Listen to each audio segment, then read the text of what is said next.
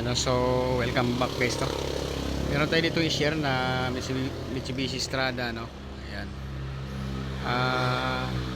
Mahina yung lamig. So marami nang gumawa nito, no? Di pa rin siya mapatino yung lamig. Ayan to. Tapos yung heater, no? Nakat off naman nila. Very good na, no? Ayan, no?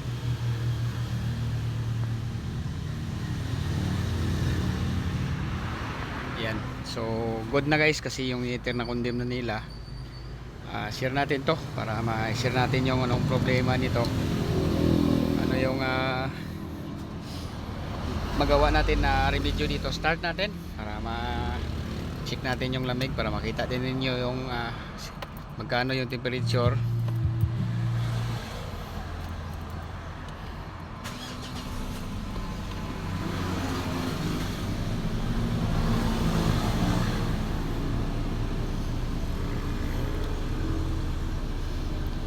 So yung naka-diferensya dito, no? So apat na ducting, isa, dalawa, tatlo, yan, apat siya. So yung buga niya hindi pantay, no? Sa doon medyo malamig ng konti. So dito bitin na siya, hindi na siya masyadong malamig, no? So lagyan natin ng temperature guys. Sukatin natin yung bawat ano dito para makita ninyo, no?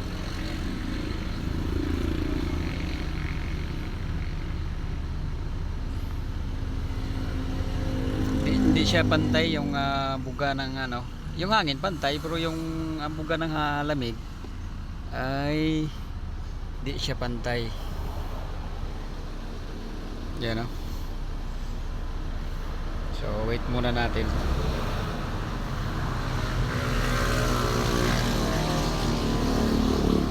So binuksan ko na, no? Okay, tanggalin natin mamaya yung filter at saka yung blower housing.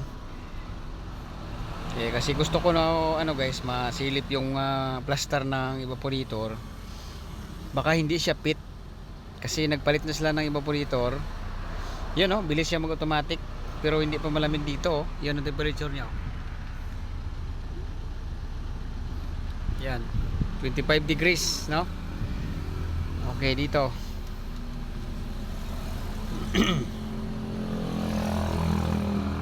Yan, bilis mag-automatic pero hindi pa malamig dito sa loob. At yan, check natin yan. Yan, diba? Marinig yung RPM nya, taas baba na siya pero ang lamig dito yan pa rin, 23 degrees. Yan, isa pantay, no? Okay, so share natin to guys yung ating gagawin dito. So feeling ko yung evaporator nya, halimbawa kasi magpalit ka ng evaporator na kadalasan mga replacement, no? So maliit ng kunti sa or maiksi kunti sa original, no? Ayan, so di siguro nila ito na malaya, no, na pagpasok doon sa loob, halimbawa yung housing nya mayroong clearance sa taas or sa baba or sa gilid. So yan lang, yun yung palagi na i-check nyo guys na magpalit ng evaporator, no? So ito siguro yung ang problema nya. So tanggalin natin yung blower para masilip natin yung posisyon ng evaporator. Baka may kawang to sa other term, no? May kawang to sa gilid o kung sa itaas. So yung tapo ng hangin hindi direkta sa evaporator, no? Meron siyang loses, dadaan siya sa gilid kung saan yung may bukas na may kawang. Ayan, tanggalin natin yung ano, blower assembly nya. Okay. So naglagay na sila dito ng ano guys, yung pan na maliit, yung universal.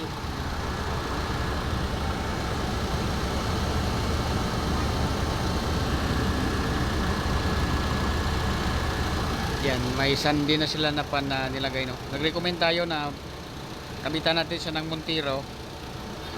So low budget pa. Okay. So yung tubo niya, no, sobrang lamig, oh.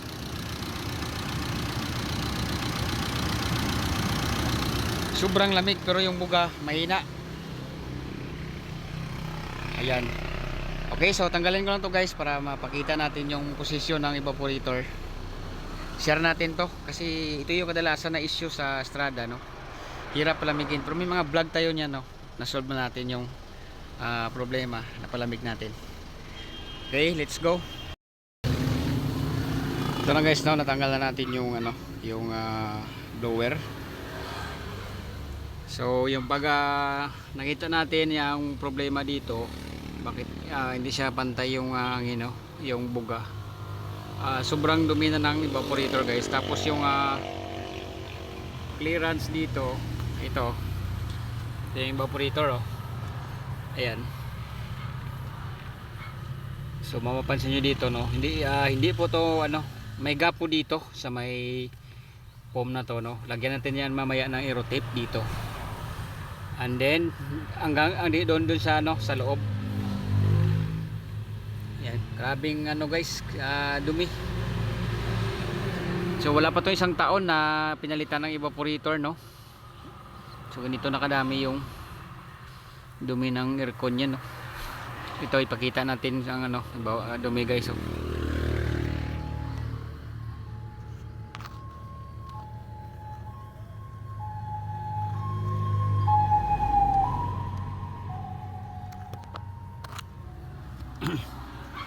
Yan, no. Gamay, konti na lang yung natira na pwedeng daanan ng hangin. Tapos ito guys, oh, ito yung vent pa outside, no. Ito takpan natin yan mamaya, para hindi na makapasok yung mga amoy, tapos yung init sa engine, para pulido na ano. Hindi naman yan kailangan yung hangin sa labas, no. Pinagawa ng aircon para malamig. So no need naman yan gamitin yung hangin sa labas. Ayan. So pull out natin yung evaporator guys, para ma-actual natin na makita niyo. So ang gawin natin dito, no, pull out natin yung evaporator, tapos mag-cleaning tayo. Tapos dagdagan natin yung ano, aero tape panggilid para walang kawang, walang losses, no. Okay, so tanggalin ko lang yung evaporator guys. Guys, tanggalin natin yung evaporator. Grabing dumi, kapal.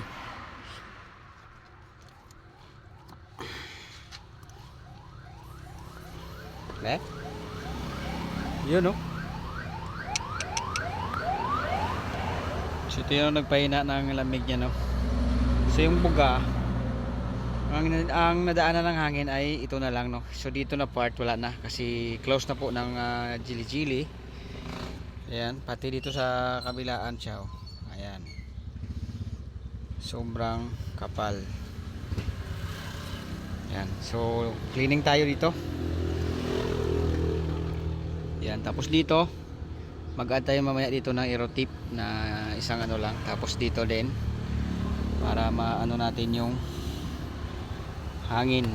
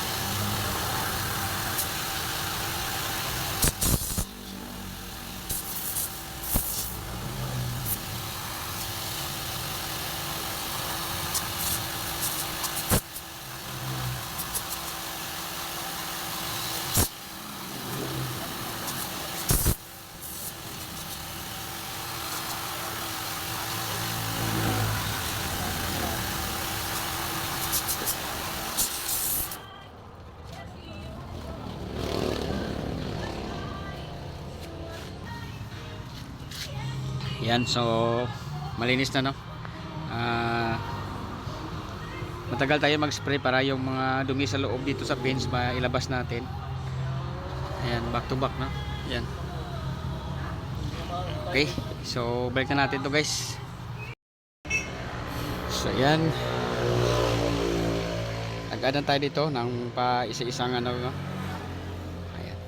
Tapos sa may ano, guys, no, dito sa may taas may gap ni siya, may parang may clearance dito, pero hindi naman siya makadaan kasi yung cover ay nakadikit dito, no. So ninagyan ko lang siya, guys, para mas maganda, kasi minsan pag lagay natin ng fitting, maganyan siya ng konti, no, may tendency na labas dito yung hangin. Ayan, pasilip natin yung posisyon dito. Ito. Ayan, oh.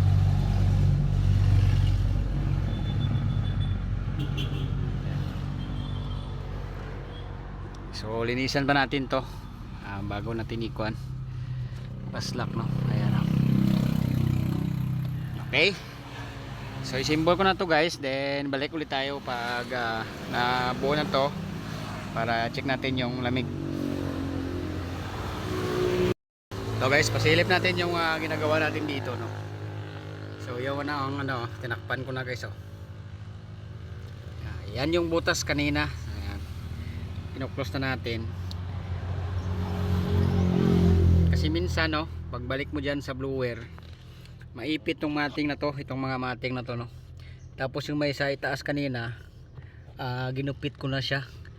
So pagbalik mo dyan sa blower, no, maipit siya, no. Hindi direkta makapasok dito doon yung foam na galing sa blower assembly. So may tendency, no, aangat siya. At may tendency na papasok yung init galing sa makina or yung mga baho na sa labas makapasok, no. So yan, kina-close na natin. So symbol na to, guys. So sinishare natin bawat na ginagawa natin dito at yung anong problema, no, kasi direct to the point tayo. Yung mga baklas kayo na ibahala dyan, kasi may mga vlogger naman na kung paano tanggalin yung mga ano, no. Okay, so symbol na to, guys. Okay, so next update, guys, no. Yan, lagay na tayo ng freon. Start na tayo para ma-testing natin. So di pa lang muna binalik yung mga ano para makapag-testing tayo ng maaga.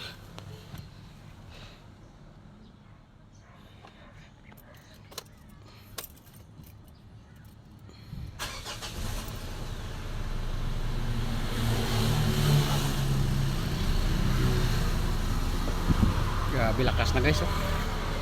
Lakas na ng hangin. Lagyan natin siya ng temperature, tapos observe siya natin ng mga 15 minutes.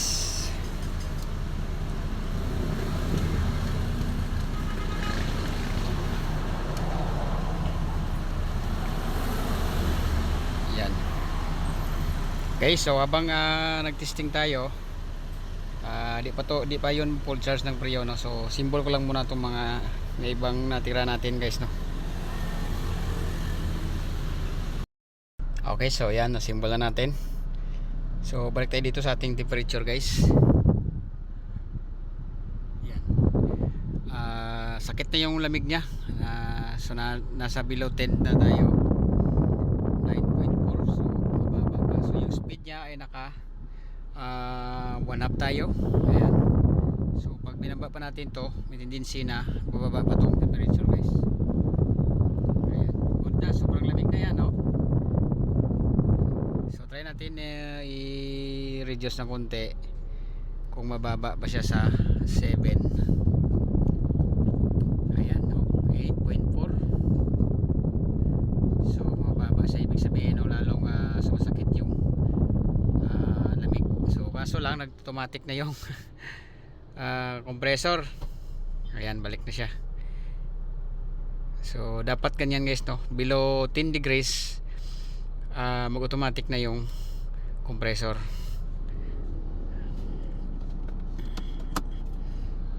Yan, masakit na yung lamig compare kanina, no? Kita nyo naman, no? Grabing dumi. Tapos yung malaki yung clearance pagitan ng left and right ng evaporator. Ganyan talaga guys, kasi yung mga replacement, no, yung size niya ay maliit ng konti kumpara sa original. Okay, so good na po ito guys. Sana may na-share tayo dito. Huwag kalimutan mag-subscribe at mag-follow para updated kayo sa ating mga i-update, next update natin na i-upload natin na video. So yun lang guys, thank you for watching.